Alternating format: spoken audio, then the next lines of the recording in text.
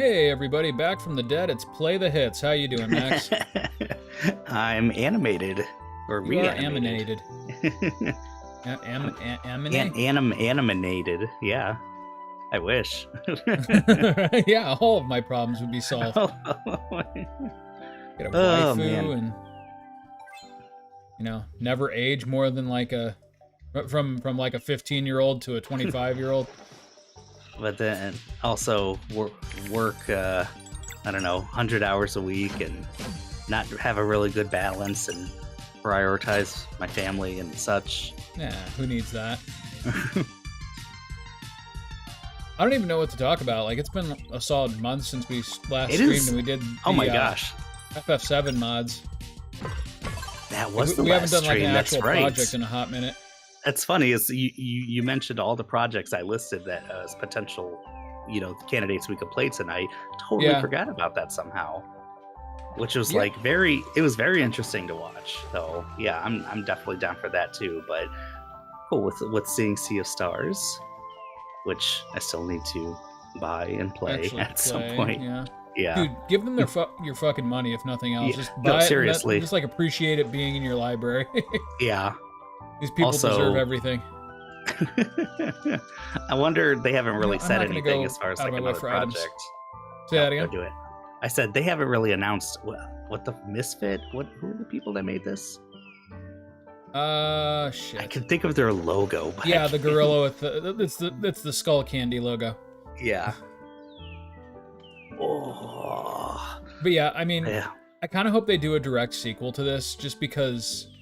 Damn, this is a good RPG, and I would love to see them develop on it even more. Yeah. That's does this game open itself up like that could feasibly happen, or would it be kind of a stretch? Or could they just do a different world or different characters or something? The Messenger, like where it is technically the same, but not technically, it is the same world. Mm-hmm. And it's a completely different cast of characters. I think they could absolutely do a sequel and not involve kind of Final Fantasy or Chrono style, where they just don't use the same cast. Yeah. Or although Chrono has like 10 little connections where it is absolutely all the same story, but they're very same universe, tenuous. Absolutely. And then with this, what I would love to see is, just kind of have them time jump around, like visit the same world through different characters and time periods. It reminds me really strongly of Lunar, Silver Star Story, and Eternal Blue. Yeah. And I would love to see them do a follow-up kind of like that, where like what you did in this one, you come back to the same world like 100 years later and see how things have changed. Yeah. Oh, is that how that worked? Okay. In Lunar? Yeah. Yeah. Totally. I never knew that. Eternal Blues. Same world. Like I think it's like 100+ years apart. Yeah, it's weird how some games do that pretty well, and then then you have like Final Fantasy 13 too. I don't talk enough about the Lunar series. I mean, Nick and I did Silver Star Story Complete as a solo project. Nick and I started Silver Star Harmony, the PSP version, on this channel, and never finished it because I upgraded a hard drive, moved everything over, and it completely did away with my save. Oh, which was how far were you in it? Far enough that I've been too lazy to get us back to where we were. Yeah. Now we're getting into demo territory coming up soon. Yeah, this episode is essentially just going to be the demo. Okay. Only now you can actually explore more of the town. Exactly. This game is so rewarding to explore everything. Yeah. I mean, one, because it's beautiful. Two, because they constantly hide cool little rewards and other fun things to discover. Yeah. That's always good. Don't keep it empty. Yeah, exactly. Dude, speaking of which, that's another great compliment about this game. I'm playing FF7 Rebirth right now, and this game still looks freaking beautiful. I think this game will always look just amazing. That's the great thing about sprites. Like long after we're thinking, you know, oh man, 7 Remake, it was cool at the time, but it had some really dated graphics now. This game's still gonna look freaking awesome. Yeah. It's interesting how some 3D games, just because of the art style, don't look dated, even if they're like 20 years old at this point. Looking at you, Wind Waker. Yeah, right. And then you have things that are like 15 years old on the Xbox, you know, 360 or something that's just like, ooh. Yeah, I know. Like ones that like pushed graphical boundaries when they were released, or... And, you know, I think that's kind of one of the reasons that I'm not quite as nostalgic for the PS2 generation. One, because like the massive RPG releases of the 90s were starting to slow down. Don't get me wrong, the PS2 had some really good RPGs, but they started to get less frequent.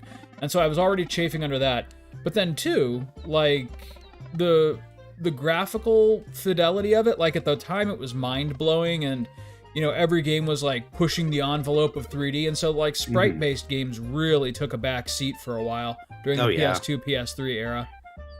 That's why and now, I respect now you look at those games that were supposed to be like jaw-dropping technical achievements, and you know, they could be run on a mobile phone from 10 years ago. Oh yeah, man, FF10. It's like I still remember the webbed hands and everything like that. Oh yeah, I know. Like, though 10 still looks kind of nice. Yeah, it does. I mean, the cinematic quality, like those scenes are still like nice, and at the time it was just like, holy shit. And of course, so much of that world revolved around water, so they really just like played up what the PS2 could do. Yeah, it just had a nice aesthetic, you know. And it helps too that the HD remaster of it looks really good too. So there were very few people, you're right, that were doing like sprite-based things, but there was a couple. Yeah. And I'm thinking about they haven't changed their name. I have to look up, but they did on the PS2, they did Odin Sphere. Oh yeah, Odin if you remember that game. Yep. And that was, I mean, even they've done like an HD version of Odin Sphere at this point, but even just the regular PS2 version does not look bad at all. Like even in 480i, it's like, this game's pretty. Dude, playing that like little handheld that I got for my birthday, it's so cool to go back to you know, essentially SNES or NES all the way through Dreamcast, PS2 games in their native resolution on that tiny screen, and like essentially just kind of have them look exactly like I remember, because the screen is so tiny that even though it's not RGB television, you definitely, like, the pixels are so compact that you don't get that like jankiness and jutteriness of like plugging it into a modern HD TV. Yeah, no, with the older games and stuff and older systems. Yeah, I get you. I mean, it looks just right. Are you talking about is it the Anbernic or what's Anbernic, that? Anbernic, yeah. So is that the same deal as the Pocket? That it uses like emulated hardware? No, it's just a straight up Pocket Android emulator. Oh, okay, gotcha. All right. The reason I got it is because I was doing a lot of PS1 games on the Vita, but that had some shortcomings. One, the screen aspect ratio was wrong. It didn't have an L2 and R2, which, you know, for some games you really do miss. The Vita didn't. I keep forgetting. No, it had that back touchpad, which is just not a good way to have those buttons mapped. Okay, gotcha. All right. No, that is a poor excuse for replacement for a trigger, right? For sure. And then it also couldn't do PS2 games. Yeah. Which, I mean, don't get me wrong, like the Anbernic can't run the full PS2. That's another weird thing. I joked about how like modern mobile phones can like run essentially PS3, early PS4 kind of games now. But the funny thing is, like, emulating the PS2 is still a freaking chore for anything but like really high-end PCs.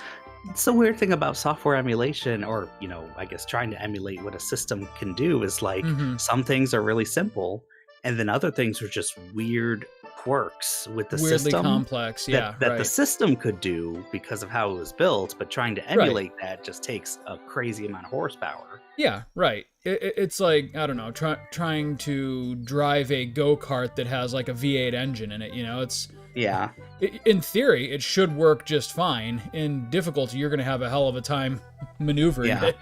This is apparently the reason why there's not a good Sega Saturn emulator out there, because there is interest. Sega Saturn is like, you know, the Anbernic runs PS1 flawlessly. It runs Dreamcast, weirdly enough, flawlessly. Yeah, well, that's PS2, like 128 if we're still going by bits. Like, yeah, but PS2 and weirdly enough, Sega Saturn are. I mean, Sega Saturn actually runs worse than PS2 on this thing for most of its games. And Sega Saturn is like, it was 32-bit for most games, and then there was like a 64-bit like expansion thing, like the N64 had. But yeah, the Saturn is just the hardware. It's weirder than the PS3 even. Like, and the PS3 is weird. They did do some funky juju with that.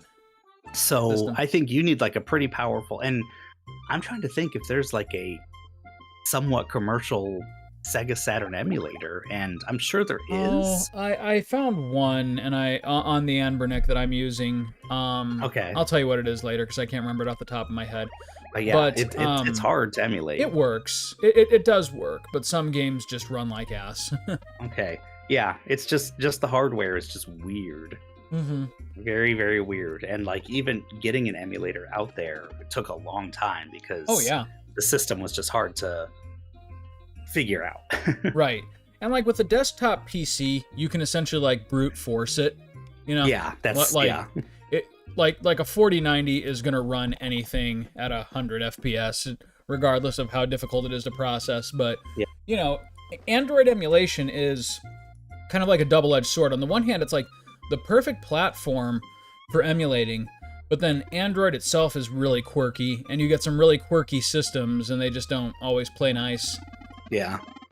By the way, having now an Android device in my possession, and don't get me wrong, I love my Anbernic, I love playing games on it. How the fuck do you use Android on your phone? Like, how do you live with that? That's so weird that the different operating systems are that different.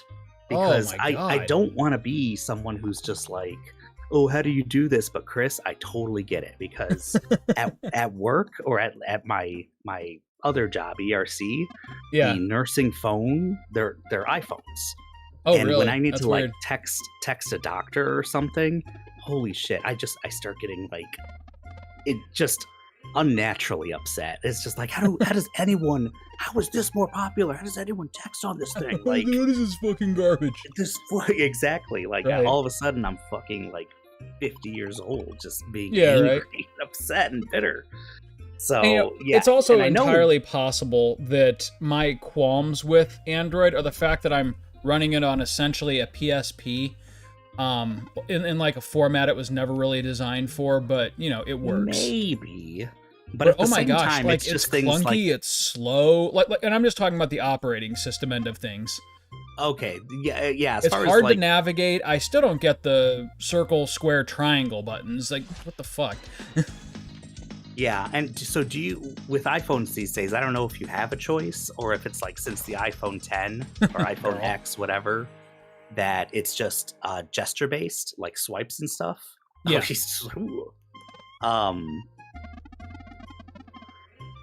No magic shit. I think all modern iPhones have no buttons on the front interface. There's an on-off button, there's volume buttons, and I think with the most recent one, there's a hotkey button that you can essentially have it do whatever function you want or that you use most often. Yeah. Okay. But there's nothing like on the front screen. You're right, it's all gesture-based. Yeah, and I think you probably get used to that, but Android has been trying to do that by default for the past couple years as well. So I'm thinking at this point, a lot of Android users are gesture-based too. But yeah, I got to use the triangle, basically the back button, the square, and the circle. Yeah. Like, it's so much easier for me to navigate this way. And I tried to be like, okay, this is the future. Let me do gestures. I fucking hate it. It's awful. I can never be as quick with that as I am with those 3 buttons. I just like my phone to work, you know? Yeah. And so you get a tiny little less real estate on the screen. I don't care. Like, I'm just being a stereotypical Apple asshole. No, I get you. Yeah, I like even right now I'm looking at it. It's just like, yeah, circle's home, left triangle thing is back, and the square. Even it's weird because you would think it only has one function, and that's to like look at your app tray, and double clicking it like switches between apps quickly. But it's like, yeah, you use it a ton.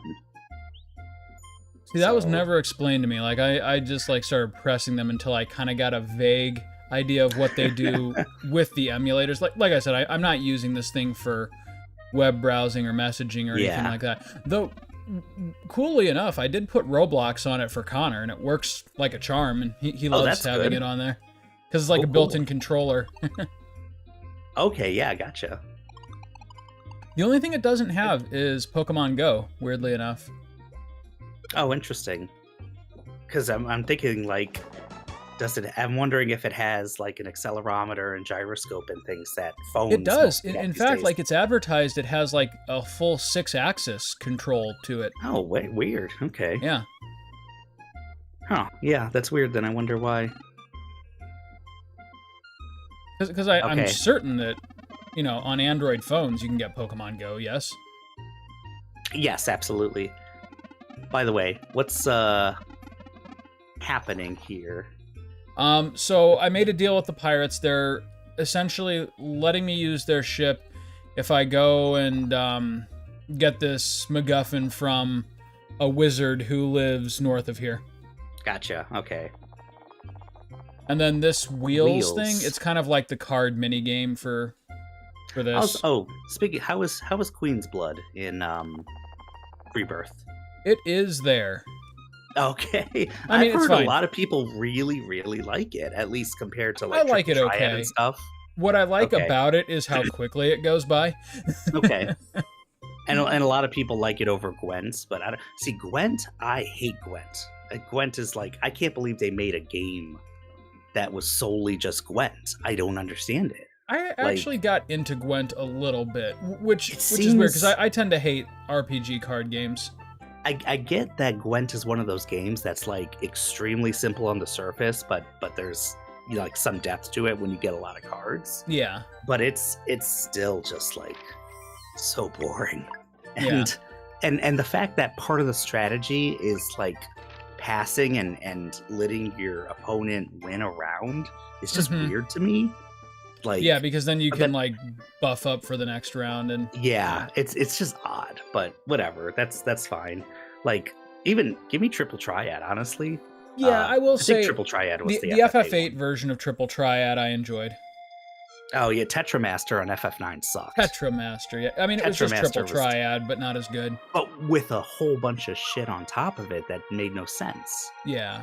Yeah, Triple Triad was simpler and better, but... And Triple Triad was also like, it wasn't like there was no strategy involved because it was also involved with like the big number wins. Yeah, exactly. So it's just like if you have rare cards, well, you're not going to lose anymore. Well, you could also like if you weren't paying attention to what rules were in what regions. Oh yeah, you could lose all your cards. You could get like really late into the game and just have all of your best cards be useless. Yeah, that's true. But that was just a weakness of how that mini game was programmed, and like, oh, these rules carry with you if you beat this person but lose to... Yeah, that was just shitty. It was like the opposite of how it should have been. Like, and like most things in that game, like you game the system, and I love that fuck guy. His magic. I know, he's so great. But what do you call it? It was like talking to the Queen of Cards or whatever her name was, and just like getting the most simple Balam rules and then just keeping that for the whole game, because every other rule set sucks. Oh god, yeah, without question. Or maybe there was one that was like, once you win, you get all the opponent's cards that they played. But it wasn't about quantity so much. It was just having. Though you could convert them into items, which was nice. That's true. Yeah. Yeah, in Rebirth, Queen's Blood it's fine.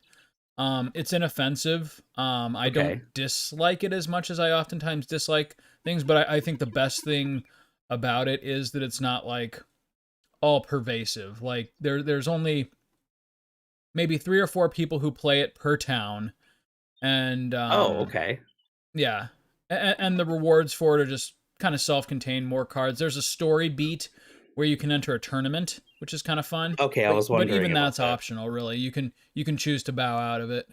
Yeah, because like Gwent, they never really shoved it in your face. Like, yes, almost everyone you talk to, you could play it as an option. But even the only time I can think of that it was like, oh, maybe you should play was the DLC, the Hearts of Stone, where it was like, or no, there was maybe 2 spots. There was something in the main story where there was a tournament. Yeah, there was. And then there was like at the wedding in Hearts of Stone, you could get rare cards, because they were like playing it at the wedding or something as some big thing. Right. But I remember this is a very, one of the only dungeons I've seen, but very interesting. Yes, all of the dungeons in this game are just wonderful. So this is like some old wizard's hideout and Correct. Traps and such. Yep. Okay. Oh, by the way, huge. Again, I won't give any spoilers, and I've really been showing you guys this on the phone. But Rebirth, one of the things I'm loving most about it is just how much better they did with expanding stuff than they did in Remake. Yeah. Like the dungeons are actually better. I mean, they're just more fleshed out versions of what they were originally. It's not like, endless sewer corridors and Hojo's terrible lab. And, that's good. Oh God, fuck that. Like so it's not just the open world. Were freaking awesome. Okay, cool. The Mithril Mine, the cavern between Junon and Midgar, yeah. Yeah, okay. I thought you were basically going to talk about the open world and stuff, which is like, well, yeah, Midgar, they could have done stuff, but it's kind of hard. Oh. But you're literally talking about like story beats, like a cave and stuff. Yep. Things like that. Okay, yeah, that's cool. Yeah, and oh my God, dude, like the sewer Sid suck. I keep waiting for them to cut corners in certain areas, or like, you get off the boat and like drive by and, oh, hey, look over there, it's Costa del Sol. Well, better get ready to go to Corral. No, they quadruple the size of absolutely everything, and it's all amazing. Like, so if Midgar, nothing else, you want to play through this game just to see the environments, and every single like major area, Junon, Calm, Costa del Sol, Corel, they all have like open world maps around them. So like, you know how FF16 kind of did a bigger version, a more open version of like FF12's environments? Yeah. This dials that up to 11. Okay. So it's not like 15 with like humongous but empty. No, it's humongous and packed full. Okay. And like 20 of them. Gotcha. That's the crazy thing about this. Like any single one of these maps in like another video game would probably be its own just world map by itself. I forget. Did you get this? Did you get the deluxe version? Or... Yeah, I got digital deluxe, and all it is just like a couple of summon materials and. So that came with discs, I imagine. Oh no, I didn't get the disc version because by the time I was ready to pre-order, like the collector's edition was out, so I just went digital for this one. Oh, okay, gotcha. I figure I'm rapidly running out of shelf space. There's no real reason to own physical media these days, except for collector's editions. So what I'll probably do is when the last part of Remake, whether that's 3 or 4, comes out, I will kind of like hold out for the all-in-one pack and get it that way. Okay. I think they did say the 3rd game is going to be the last in the Remake series. Okay, so they're stopping it at 3? Yeah. That's cool. But what was I going to say?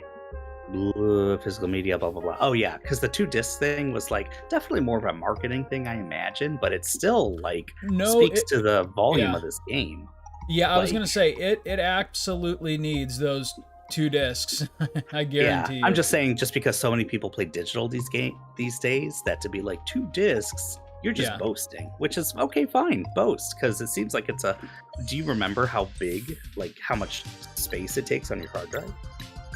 145 gigs. Okay, that's these days. That's not horrible. Unheard of. I feel like, honestly, like games, I think like the new Modern Warfare or something takes about that much. You know? Oh, really?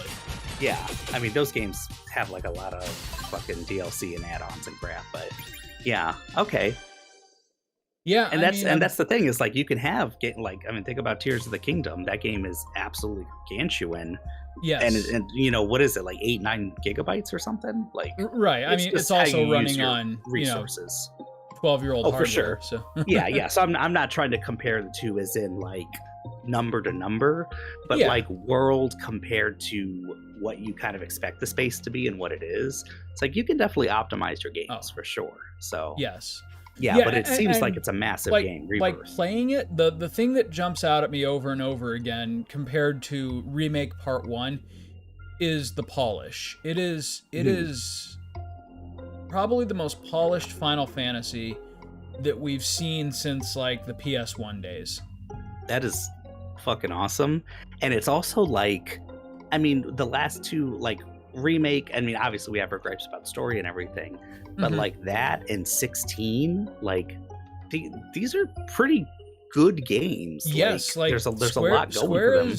Square is really making a comeback, and I think 7 Rebirth is close to the glory days. And granted, I only say this because of the nostalgia, but you know, just cranking out like quality RPG after quality RPG. Yeah, like the closest we've seen to that since the actual PS1 era. Yeah, and it's like, if I'm talking the last 5 years, you know, just the last 5, you know, as far as like game developers that are like just at the top of their game and like doing the best things. Yeah. Because it's like the last 10 years, I'm going to say like Naughty Dog, you know, Insomniac, although Insomniac would probably be in the running for the last 5 years as well. But Rockstar, whether you like their kind of games or not, they consistently crank out really good games. But not at a good pace. Yeah, like, that's true. Not like super often, but when they come out, it's always an event.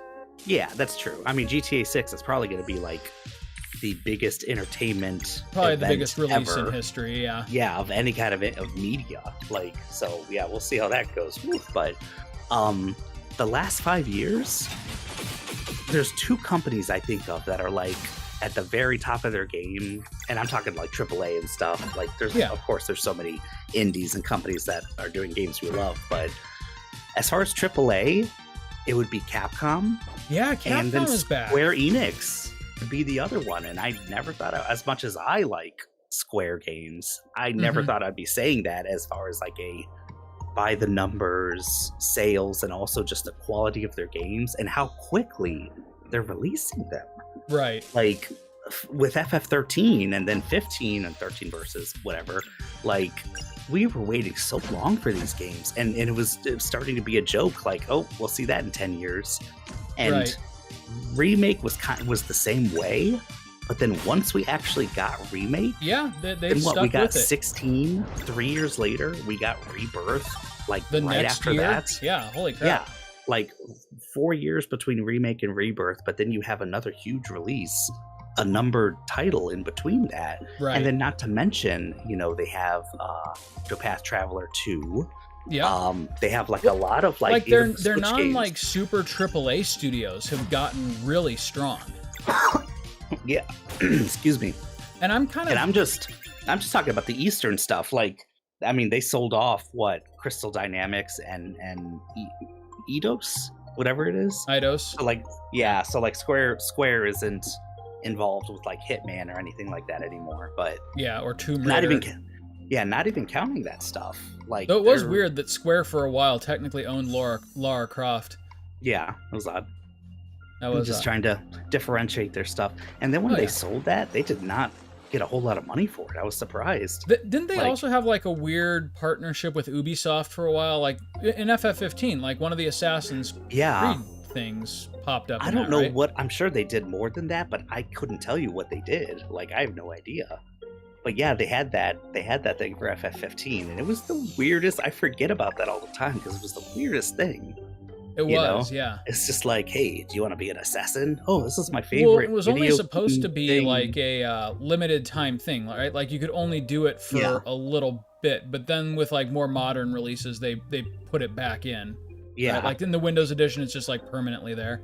And it's weird. Yeah, just like, for some reason, like all the guys are super into Assassin's Creed, and Assassin's Creed is a thing. And I was about to say, what is Assassin's Creed? Is it on the PlayStation? Right. And then what else do they play? Like Last Fantasy? Like what the heck? I don't know. So, someone in the well. Excuse me. Or is that the wizard? Oh, I love the fishing mechanic in this game. It is good. It is. It's not like complicated at all, but it is not even a little bit. It feels good. Nope, didn't want to fish again. That's okay. I guess I'll catch another fish. Mm-hmm. Cool. Fillet that bitch. Fillet it. Your dinner now.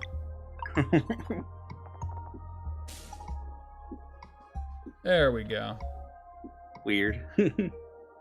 Unless that is just the wizard I'm just chilling. really thrilled that, you know, since the PS4, I don't get me wrong, I love my PS5, but the PS4 was really where I feel like we hit this kind of sweet spot in gaming again, where you had a lot of really good AAA releases, but then you also just had amazing, you know, indie games, and a lot of like the studios that kind of went through some awkward growing pains between the PS2 and PS3 really hit their stride again, particularly Capcom and Square Enix. Konami is still Konami's not there maybe yet. Maybe they're coming back, but they're not doing their own stuff in-house. They're like, they're just, and it also doesn't licensing. Help that as a company, they're just horrible, from what I understand.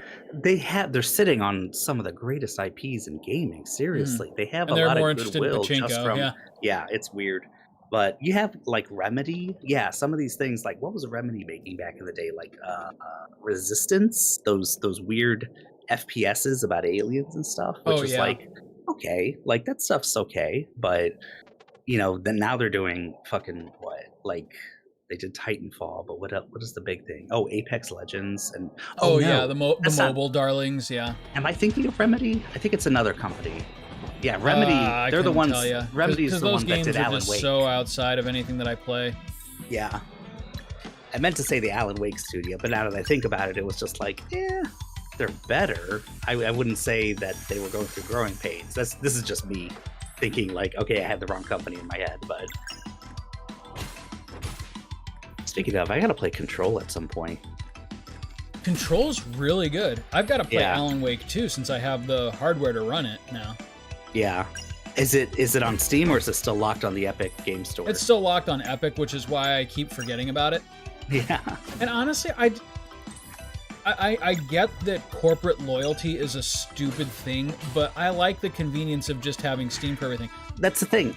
Like, I wouldn't get it, and I don't feel, and I know actually, it's not corporate loyalty at all. It's laziness and just convenience. I mean, I say laziness, but really, I just want everything on Steam. And yes, I know there are workarounds that you can get it on Steam through certain means, but I just want it to work. I want it to be official. You know, I want it to potentially have like Steam, what do you call it? Wow, that was quick. I forget you're playing New Game Plus. New Game Plus, yeah. We're blasting. I remember the demo was like, that was just painful. You know, the boss fights in this game are really good. They're long, but they're super rewarding because there are legit strategies to them. It's a little bit like a puzzle. They do feel kind of like nail biters, and yeah. Yes. I mean, literally the first boss of this game, that snail thing in the cave. Yeah. Like, it was, you would think, okay, this is just like to show you how the game is played. Like, it's not obviously going to be a threat. It felt like a threat. Yeah, absolutely. Like, I felt like I had to like doing the unlocks and stopping attacks. It was a boss. I was like, if I didn't stop this attack here, would I be dead? What? Yeah, and that's the other thing. Like, the game's instructions say that mastering the timing is not required. I think in the technical sense that is, but if you haven't mastered the timing, then you probably want to use one of the cheat relics like we're using here. Yeah. Or no, honestly, they're not cheats. Have a bad they time. Really are just like how, I don't know, like how classic of an experience do you want versus how I get you know, user friendly do you want it to be? Like Remake and Rebirth, they have the quote unquote classic thing. Mm-hmm. So it kind of like what it does is it just, I guess, takes out that element of hitting the square button. And then I think they also guard a lot of the stuff that you can guard. Yeah. But I guess it's like avoiding the stuff. Like I would consider it easier, but it's also like, okay, is it technically easier? Yes, it is. But is it like, that's not an illegitimate way of playing. Like it's definitely, they call it classic for a reason, you know? Right. Because that's also the stuff you didn't have to worry about on the PS1. Like, I will say, one of the things that I've also noticed about Rebirth is the guarding system seems a little better than the first. Like, I don't think I really used guard at all in the first one. In this one, like, I really do.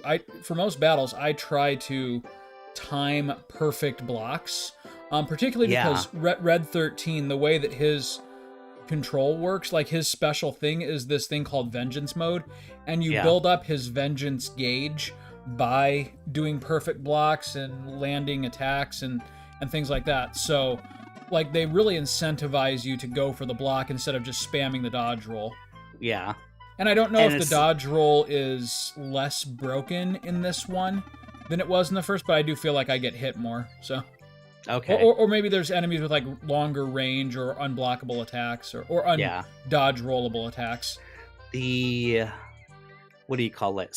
There was a few enemies in the first game where it was like timing a dodge roll. But yeah, there were some things, especially like ranged attacks. I block most ranged attacks. I feel like it's possible to dodge roll a lot of them in the first game, but your timing had to be really good. I feel like they serve different functions now. Like blocking is for reducing and mitigating damage. Dodge rolling is for like the big area of effect attacks where you just got to get out of there as fast as possible. Yeah. And the fact that they added a perfect block, which was not a thing in the first game. Or I think maybe there was a materia that was like parry or something, but it's kind of funny because there's like 2 or 3 materias from the first game that are just like built into the controls now. Yeah. Like the dodge roll attack follow-up thing. That's just default now. Deadly dodge? Deadly dodge, yeah. Yeah. Speaking of, was it deadly dodge or was it parry? Maybe it's parry I'm thinking of, where the dodge roll effect, or maybe it was deadly touch, the dodge roll effect was different. It looked different. Even if you didn't attack afterwards, just the dodge roll was changed. And I remember with Tifa, it was insane because she would just like duck and do a very quick burst of speed. Yeah. And so if you just spammed that without attacking, it was just her preferred way of moving around. And right. Yeah.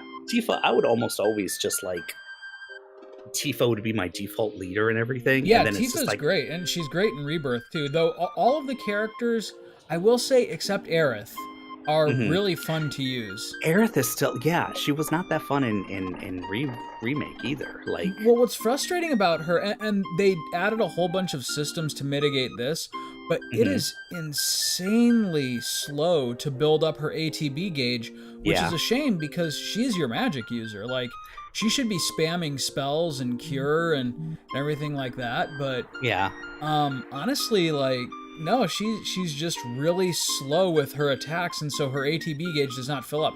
Now, the way that they compensate for that is with the team attacks. They don't cost any ATB. You just hold the block button, and then, whoever your teammates are, square and triangle, will summon one of them to you, and you do like a 2-person just default physical attack, and you both build up ATB for that. Okay, that's good. That's cool. It's very good. And like, at the beginning of the game, I forgot to use it a lot, but like when battles start getting actually challenging, or when you start taking on some like optional side quest stuff, it's real important to remember to build your synergy attacks.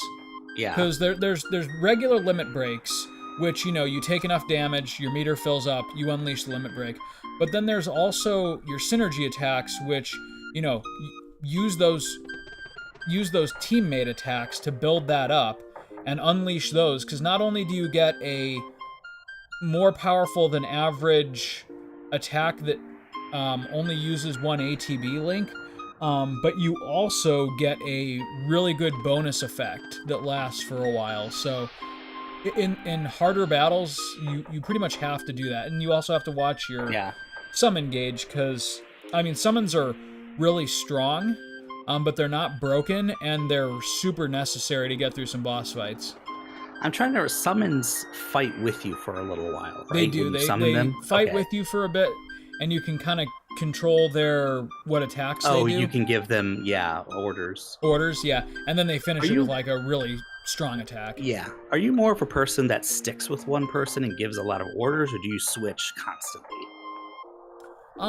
Like, I think if I'm just going through, like, default encounters and I'm gonna, like, hack and slash my way through the battle before I can build up synergy or ATB, it's just Cloud. Yeah. Okay. Just because, you know, he's the character that you play as the most anyway, so I'm just most used to him. Sure. But I do use Tifa a lot. I love using Barret. Like, the moment I see a flying enemy, I just switch to Barret for the whole battle. A lot of times I try to switch to Barret quickly just because at least in Remake, the triangle button, that's like constantly charging up. Yep. Yeah, but it's also like, use it in the beginning of battle, and it's just powerful. It is. Why not use it? It will wipe out a flying enemy, no problem. You're wasting it if you don't, so... Yeah. And, you know, it's kind of funny, because they sort of brought in, like, a little bit of FF10, where, you know, you see certain enemies, and you automatically go to certain characters. Oh, yeah, I get you. Yeah, FF10 was very much like that special. FF10 was an interesting game, because at the end, you could totally be like FF6, where everyone's everything. Yeah, and you could just attack. But it was the most specialized out of any of the games, where it's just like, oh, are you fighting the slime? Yeah. Are you fighting with anyone but Lulu? Well, you're doing it wrong. Like, yeah, that's exactly right. And part of the challenge was, like, knowing who was coming up next in the rotation and who to take out first with what character, because... You know, if they get off a certain attack, that could really devastate you, and Yeah. Oh, this guy again. Was it the Collector? The Archivist. The Archivist. All right. We're coming up on the big turning point of the game here. We'll probably do that next episode, but... Okay. We'll at least get to the setup. Okay. Shit. I was gonna go back to Rebirth and Remake, but now... don't remember like the thought thread I was on. Man, get yourself a PS5 and play it, because there's seriously like, you know, all of the parts that are just like, hey, this is here and it looks really good. That's what I'm telling you about. But there's other parts that I kind of spoiler light territory that I don't want to talk about. Yeah. One thing that I will say is, and remember, I'm playing through this super slow, and I'm doing every single side quest as they pop up. Yeah. I'm 30 hours into the game, and I'm only at Costa del Sol. And so far in the game, it has been rock solid, just what was already there in the original game, just more of it. Mm-hmm. And that makes me so happy. I'm really glad that the game got really good reviews. Like, yeah. I think it was like on Metacritic, it was like 92 or something. 90, like that's really... I'm trying to think, like, when's the last time a Final Fantasy reached that high? I think it was like right or something. But 16 had good reviews too, but not quite that high for sure. Yeah, not that high. It was really good reviews for sure. But and the thing is like most of the reviewers, like, I think they had some time to play it, but the game is so big that at the end, like, they had to speed through it. Yeah. You know, like, so most of the people with reviews, they're saying, like, I read a few and it's like 70 hours in, you know? And to do everything in this game, it really seems like it's going to be at least double 100. that. Yeah. Like, absolutely. So it is so much more than Remake, which is kind of surprising. It is. Like, yeah. Like, I think Square really, really listened to the fans after Remake. I think they absolutely now understand that what people want out of the remake is just the familiar settings and locales, just give us more of what was in the original. Because again, I don't want to give any kind of spoilers away, but this is like, as soon as you boot up the game, they sort of explain the Zack thing, and it's... I don't think he's gonna, like, show up and be the final boss or something like that. Gotcha. Okay. This is very interesting, by the way. I've never seen this part of the game, so it's like, Yes, like I said, this is where, like, the actual main plot picks up, finally. So, like, for the whole beginning of the game, you're, you know, these two students, you're following your teachers to go take on this Dweller of Woe, which is supposed to be the last, like, big monster in the world, right? Yeah. And once you take them out, your job as Solstice Warriors is complete, and the world doesn't need you anymore, and you can go retire. Yeah. That's not how it shakes out. but so basically, like, the real threat is going to start revealing itself soon. Okay. But yeah, this game. Speaking of, so this curse, they haven't. How long has, like, the village and this island been under it? Well, that's the weird thing. So each dweller has kind of unique properties. So, like, people kind of learn to live with them. Like, this island was once really verdant and everything, and just very nice. And the Dweller of Woe keeps it under constant nightfall, essentially. Mm-hmm. And so, I'm not sure how long, but people just kind of tend to start living with it. Yeah. And they start treating, like, it's almost like an abusive relationship where they're so afraid of their dweller, they just start convincing themselves that this is normal. Yeah. So it's hard to tell. Gotcha. Is that the wheel thing to the left? Yes. Okay. It's like I said, it is the card game. Like, every town, you can just go find the wheels player, and I actually, to this day, like, I've done the side quest revolving around it, but I still don't know how to consistently win. Is there, like, items and stuff, like, to be had with it, or is it just pure? Oh yeah, there's some bonuses you can get from it. Okay. It's not required. Like, my first playthrough, I didn't do it at all. Okay. But then when I started, like, achievement hunting in this game, I did. Yeah.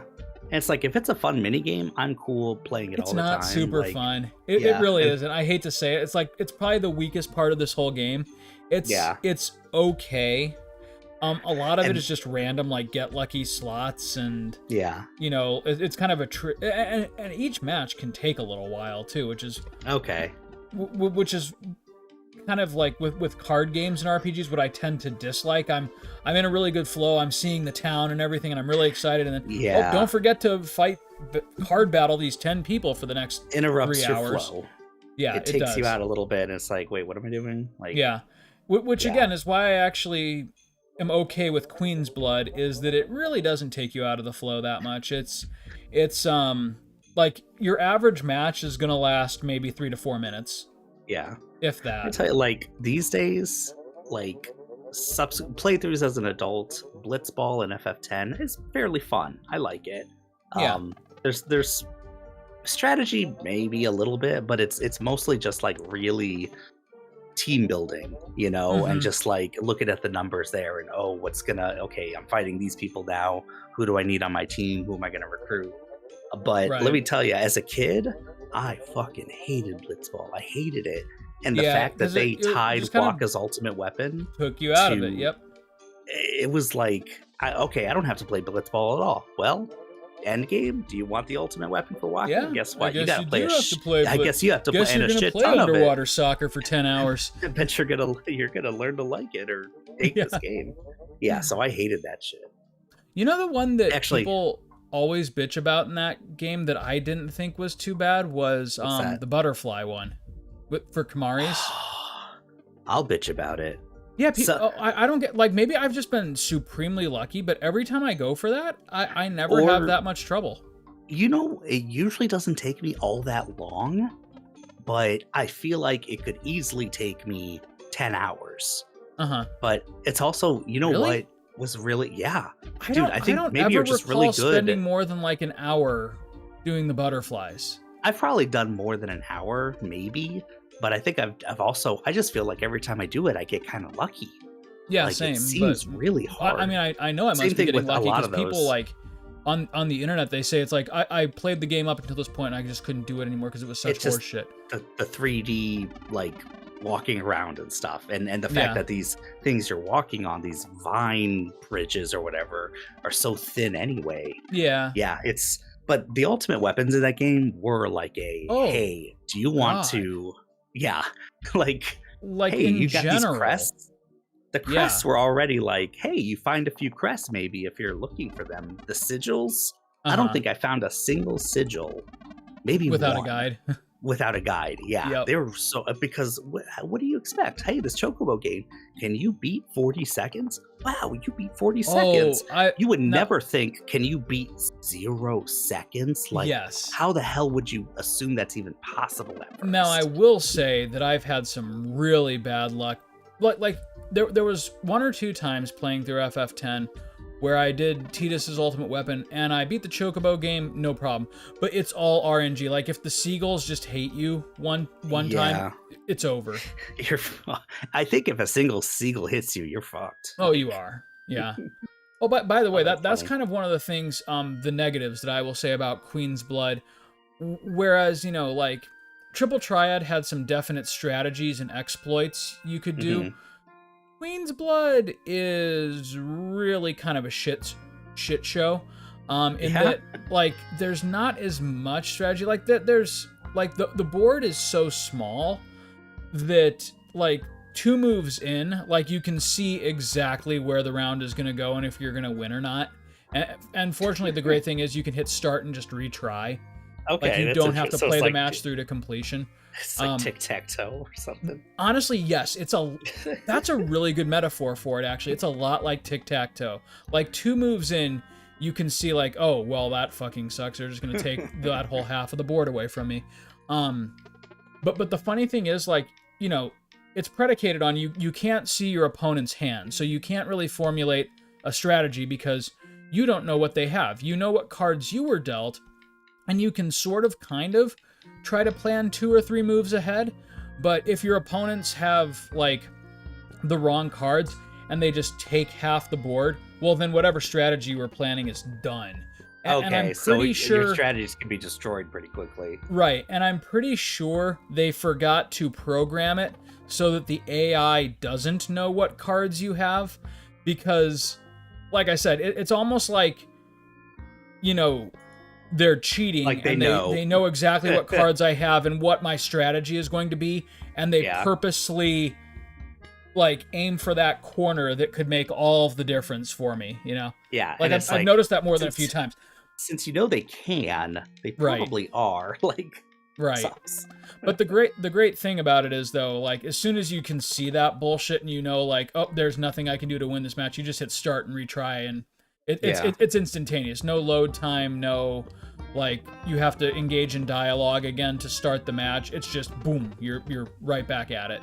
Yeah, okay. They take you to the card select screen where, like, if you want to make changes to your deck, you can, but you're just there's like a 2-second time skip between restarting the match and getting back into the next match. Okay. So they do not make it cumbersome, which is nice. Okay. Like FF8, you lose a match, or you see you're gonna lose a match, you have to reset your game, reload it, and wait and talk to the person again and challenge them the cards and start. Yeah, like Queen's Blood, they do not do that. So I think all of my praise for it is how minimal they keep the bullshit. Gotcha. And it does seem like there's a lot of mini games, at least from the trailers. Oh my god, that's the other thing that's so great is compared to Remake, Rebirth has a ton of mini games, and they're all, like, super in keeping with the spirit of the original. Okay. But, like, some of them are taken straight from the original game, but just, reimagined. Others are totally new, but none of them are like, oh god, now I have to do this to progress or something like that. It's just, they're there if you want to do them, and it's fun. The only one I truly hate is the piano. Oh, really? Okay. Yeah, because I have no internal metronome and no rhythm, and so it's super hard for me. Okay, see, just from the demo playing it, the rhythm is fine for me. It's the hitting the right note with the joystick. That too. Yeah. It's all bad for me. Well, like if there's an achievement there or like an end game limit break, I'm either gonna have to cheat or have you do it for me later. Okay. See, I was gonna say, like, that's the thing is, like, we tend to find different things difficult in these games. Yeah. So I feel like here's the Dweller of Woe horseshit. So yeah, you're just enjoying a meal one evening, and you know someone will just wander off into the woods and kill themselves. That's whoa, shit. I know. What? And remember a few seconds ago, and absolutely nothing. That's some 1984 shit. You know? Yeah, what the hell, Edgar? Oh god. Oh no. I love they're totally delusional. how Trump people still think 1984 was written about the liberal agenda. Oh god. Oh god. Now I'm gonna get sad again if we talk politics. But anyways, plus we've only got 5 minutes left in this episode. Unless, dude, I gotta play this game. It's so good, man. This is the best RPG that's been released in years. Wait a second. I just realized Captain whatever her name joins your party later, doesn't she? Shh, you're not supposed to know that. Because she looks like, yeah. Okay, so this isn't really a spoiler. But yes, you're right. She is the ninja girl that joins you later. And actually joins you here real soon. But like a couple of hours later, there's a plot beat where she goes, "Okay, it's time to reveal my secret to you guys because I trust you now. I'm actually Captain Cliche." And they look at each other and go, yeah. We've known that literally the entire time you've been with awesome. us. It's hilarious. I love how like the moments that this game does do like RPG tropes or humor, it's actually funny. Yeah. it's cleverly written. It's not just like, hey, nod, wink, look, there's a cave under the waterfall or something. You know, it's like they actually do it to a fun effect, you know? Yeah. And some of it is a little cheesy, but it's kind of like the good kind of cheese. I get you. Yeah. Yeah, this whole like I'm only half paying attention, but already I'm like, this is going to be a fun part of the game. Yeah, I was going to say, like, I'm glad you're only half paying attention because there's some parts of this game that I really want you to just experience for yourself, which is why I'm doing absolutely no side stuff and not really treasure hunting, because half of the joy of this game is just exploring it and getting uncovering everything for yourself. Yeah. Like when we get into the end game, there's like so much that's going to like open wide for us. And I'm not going to do any of it. One, because I already have all the ultimate weapons. But then two, like it's kind of like in Chrono Trigger when you get to the last act and everything opens up and like, yeah, you can go straight to Lavos, or you can do all this awesome stuff and see all this awesome some of the most fun parts of the game. Yeah, is right there. And so I'm not going to take that away from you. We're just going to go straight to the final boss. And I don't even, I may not even do the true ending optional on the show. Okay. Yeah. Oh, okay, gotcha. At least until you do it. Like I think that's what we'll do. We'll get to the final boss. We'll see the default ending, and then we'll do like the little teaser at the end credits where like, hey, this opened up. There might be something here, and then we'll just stop until you've played through this game. Okay, gotcha. Because like the true ending, I actually wouldn't want to ruin for you because it's so emotional and such a treat and a reward for going through like the real end game. Yeah. Speaking of true endings being emotional, you should play Nier Automata at some point. Yeah, I know. I'm not gonna. It's a joke at this point, but I'll still. Hey, you know, I did play Yakuza. It's not 80 hours. I finally played Yakuza. It's what? Yeah, it's not 80 hours. I thought you said it was like ridiculously long. It's. It can be long for sure, like especially if you take your time. Like you think you're at the end of the game and then the story restarts like twice or something. I mean, that's true. That's true. Yeah, that's true. I wouldn't say it's 80 hours though. Like, let's say I don't know, maybe 75, 40 something. Oh, okay. Actually, that's not bad. I could deal with that. Yeah, but I think honestly, it's one of those games where if you're like 10 hours into it and you're not feeling it, and you know, I wasn't. Maybe. But I wasn't 10 hours either. I don't know. I'd say get past the desert in that game. But yeah. Dude, speaking of which, I'm so glad that I finally did finish Yakuza, because I did that game dirty. Why, waiting to play it, or? Yes. Oh, I'm not supposed to be here. Yes, I kept putting it off because of other projects that came up, and then when I finally had no other projects to use as an excuse, I sat down and just played through it all the way. And God, what a game! It's good, yeah. It's I don't know, it's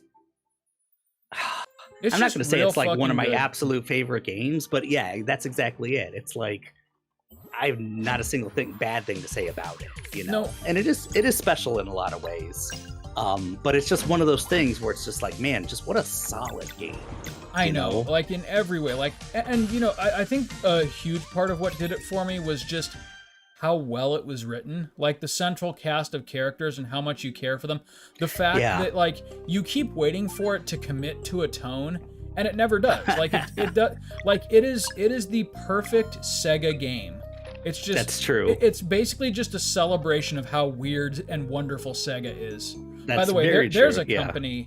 There's a company that I would like to add to our list of comeback kids. You know what? You're right. Yeah, but Sega. Sega, we thought it was over after the Dreamcast, and they started releasing Sonic games for other systems, and none of them were very good. But then I feel like Sonic, and don't get me wrong, the Yakuza series never really went away. It was always there, and it was always good. But you kind of had to be into Yakuza to Yakuza. Yeah, it wasn't big. But then I feel like Sonic Mania came out, and then they just started releasing solid game after solid, even some of the weird stuff that nobody knows about, Last Judgment is really good. Yeah. And Sonic is good again, and then they decided hey, let's reinvent Yakuza, and let's make people who've never played a Yakuza game really care about it. Yeah. And they succeeded, man.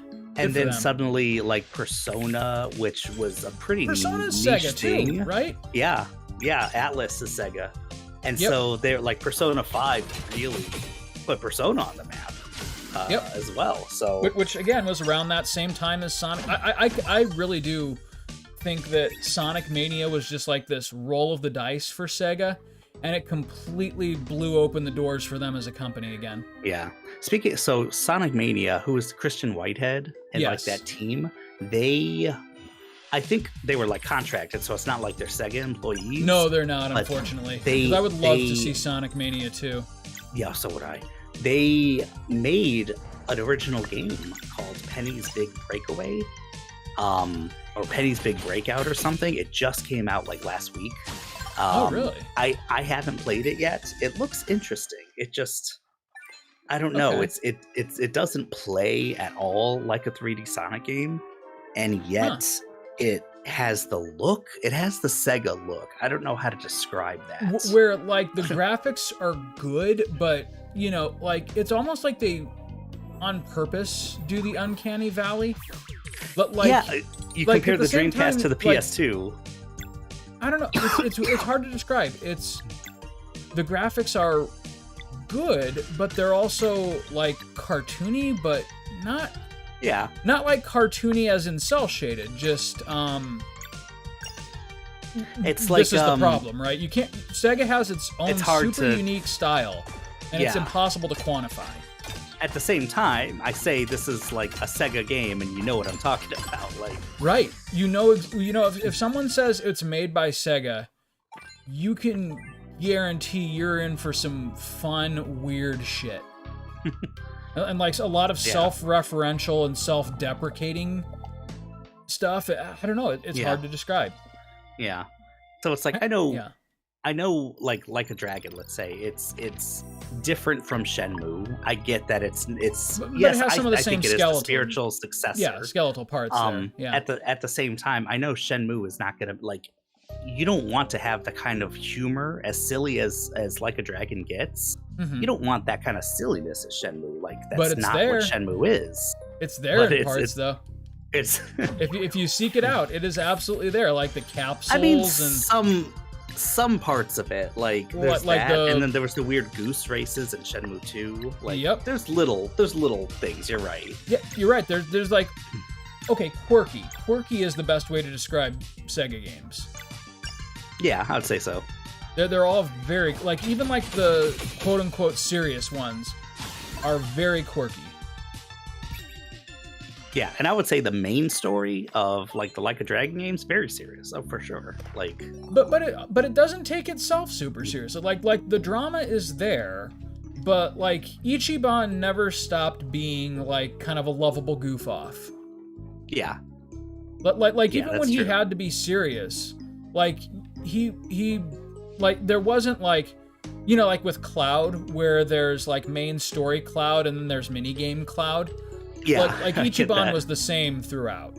Yeah, there was, yeah, he would get serious, but there was only the one time where it was like, "Whoa, Ichiban, you're acting different," and that was when he had to get beat up by Kazuya. Like, yep, and that made sense because freaking like his father figure, right? So, yeah, no shit. That's a huge thing.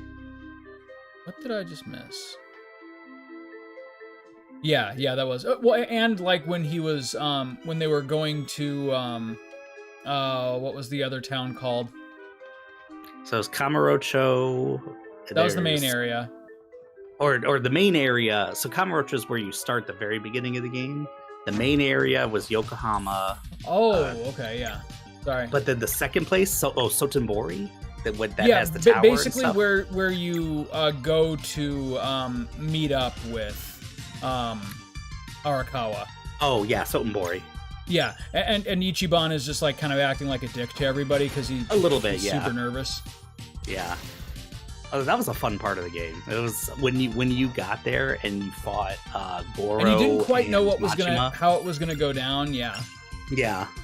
And that was the big brawl, and Kazuya showed up, and yeah, I had not played, and still haven't played like the old Yakuza games. But I knew who like. But you Goro, knew it was a big deal, and, yeah. And so it's just like, oh, I know these guys are like the big deals from the old games, and how they treated it, where it's just like they're gods. All of a sudden, there's a cut scene, and Ichiban's getting like his guts kicked in. It's just like, right. Oh shit, okay. Because even though you win the boss fight, you can't actually beat these guys. Oh no, duh, yeah. What the we know the RPG rules. Yeah, right. I missed something here. Shit. Yeah. There's someone I haven't killed yet that's keeping those vines there. Oh, that's what it is. Okay.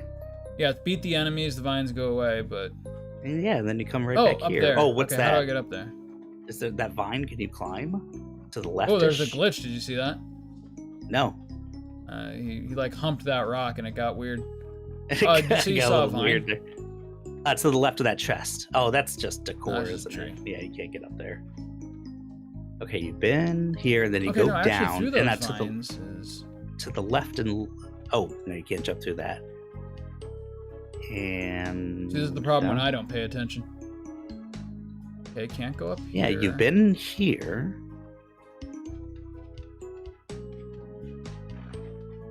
And you just came from here, right? Did I? Where you fought that, or was it to the left and? I think I. Down yeah. Okay. left. Never mind. Here we go. Okay. I just didn't go far enough left.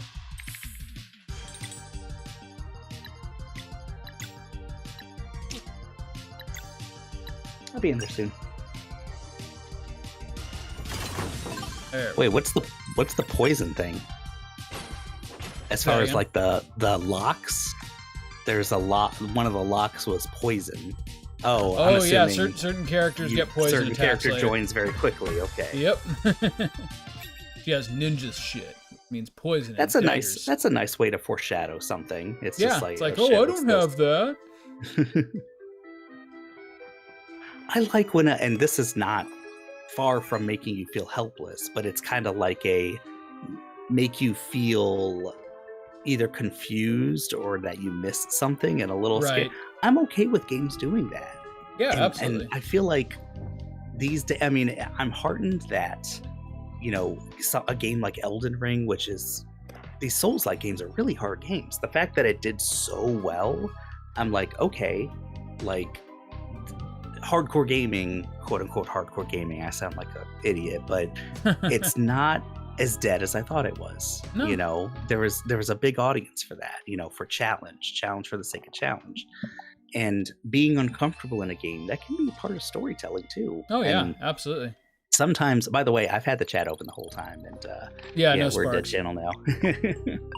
But you go away for a month and a half. Yeah. And people move on. It's okay. We're back to our roots. But what was I gonna say? Okay. Some of my favorite parts of games will be like when you feel kind of helpless, or you feel like you lost so much or lost everything.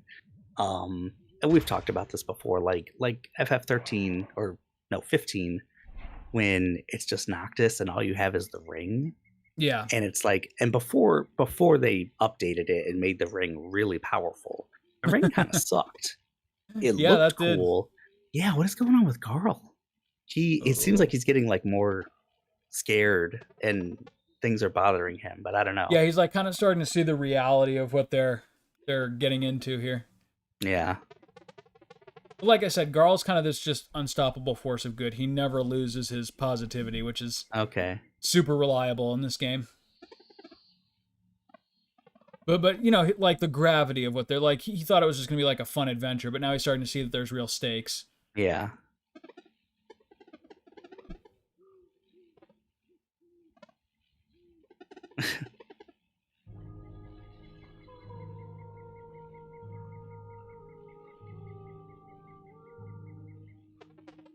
Also, this game can sometimes be just a little bit creepy.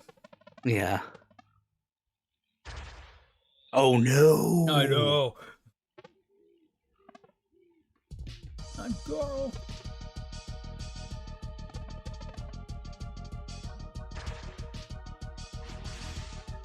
And now she shows up.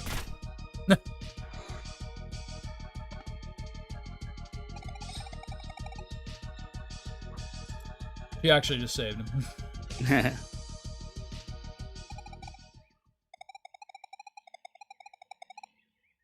Yeah, that's so smart. she either could paralyze him or let him walk through the gate.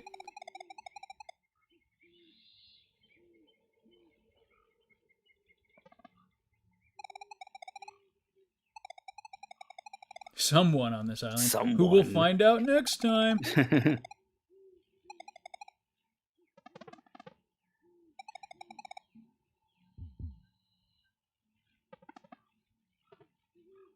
It's good storytelling. I know. You introduced a lot of things quickly, but kind of in a natural way. Yeah, built absolutely. A lot of intrigue. I like how she just put Garl in her inventory. in the inventory, yeah, exactly. Now we're just gonna jump around the environment like he's not.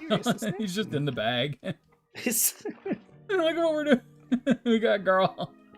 Yeah. One of you is really huffing it. Right.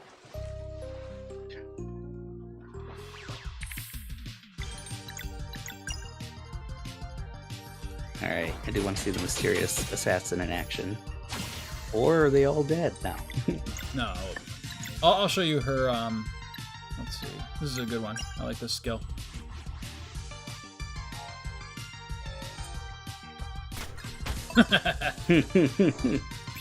Phase shivs. Just opens up a portal and then shanks him in the back. Also, like, what an interesting ability.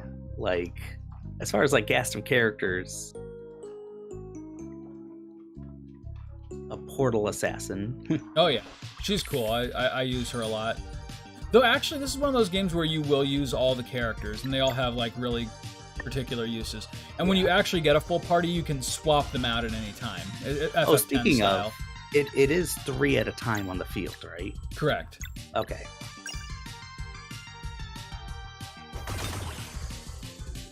Nailed it. Okay, next save point here in just a second. Well, next time on Play the Hits this game. Not till we pick our shrooms, though. But yeah, long story short, play this game. Get yourself a PS5, play Rebirth so we can discuss that. Yeah. I I do kind of feel though like I'm still waiting for the other shoe to drop. Like one evening, you're just gonna hear from me, and I'm just gonna be like, "Fuck Rebirth." I mean, you'll know they pulled some Zack Sephiroth shit when that happens. Although remake, we were always like not optimistic. I wouldn't say cautiously optimistic. It was more like cautiously wary. Yeah, exactly. Because of the whispers, and it was true. It turned out to be true. I will say that I did read in an interview with the creator that they heard like the fans like qualms about remake and kind of course correct a little bit. Like when they were making Rebirth, they wanted to encapsulate a lot more of the original story than remake did. And so far, like I said, 30 hours in with a whole bunch of side quests, they've really succeeded on that. Yeah. Like all the major plot beats are there. They're kind of, sometimes they'll like zig where they used to zag a little bit, but like it's all represented in kind of like a new exciting way. And it kind of makes sense, like, unless you're going to do a completely different story, like if you want to, you know, tell most of the story of the original FF7 and do that within 3 games, so it doesn't take more than a decade.